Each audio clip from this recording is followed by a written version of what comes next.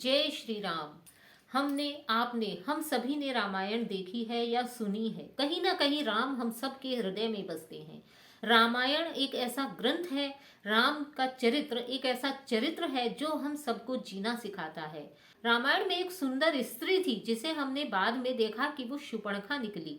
रामायण में एक सोने का हिरण था जो बाद में मारीच निकला। रामायण में एक भिक्षा मांगने वाला साधु था जो बाद में रावण निकला। लंका में तो निशाचर पग पग पर अपना रूप बदलते रहते थे। पग पग पर वो दूसरों को ठगने में माहिर थे।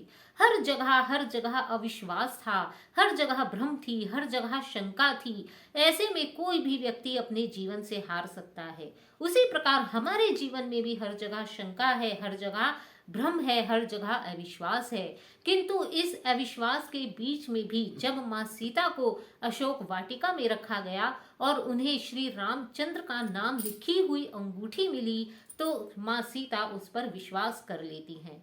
क्या ऐसा संभव नहीं था कि वो अंगूठी भी नकली हो सकती थी, वो भी उस निशाचर की माया हो सकती थी? लेकिन नहीं, माँ सीता को अपने ऊपर पूर्ण विश्वास था।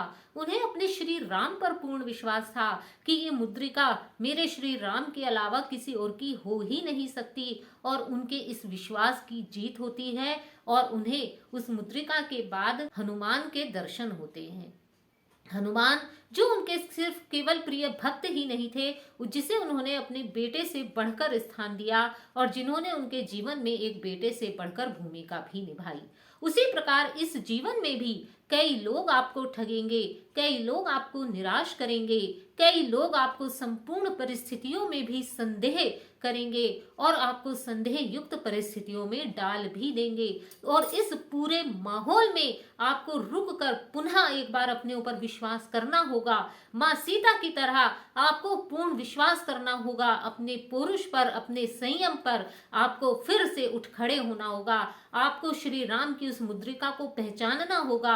आपको अपने विश्वास को पहचानना होगा, अपने हृदय को पहचानना होगा और उसी के बाद आप सफलता को देखेंगे। जिस प्रकार माँ सीता ने जब उस मुद्रिका को पहचाना, जब उस मुद्रिका पर विश्वास किया तो उसके पश्चात उन्हें श्री राम की खबर मिली हनुमान जी के माध्यम से।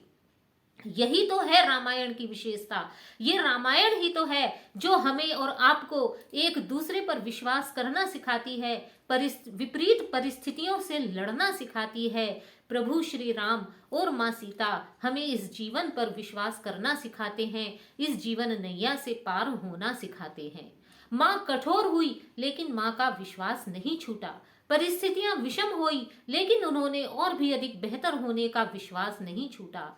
उन्होंने लक्ष्मण को मरणासन देखा लेकिन श्री राम का लक्ष्मण से अपने जीवन से विश्वास नहीं छूटा।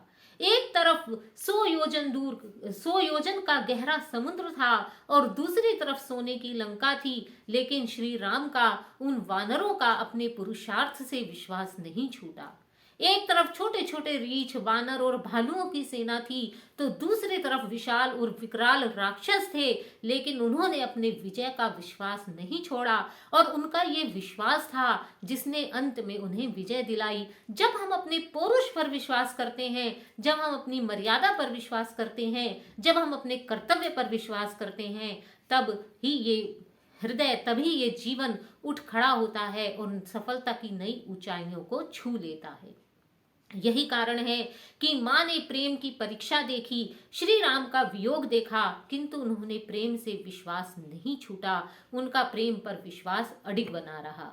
रामायण हमें भरत का विश्वास दिखाती है, रामायण हमें विभीषण का विश्वास दिखाती है, शबरी का विश्वास दिखाती है, निषाद राज का विश्वास दिखाती है। और ये विश्वास ही है जो मनुष्य को अपने अंदर एक अगाध पुरुषार्थ भरने का साहस प्रदान करता है, मनुष्य को जीवन की कठिन परिस्थितियों से उठकर पुनः आगे बढ़ने का साहस मनुष्य को देता है। और इसे रामायण से ज्यादा अच्छा और कौन सिखा सकता है।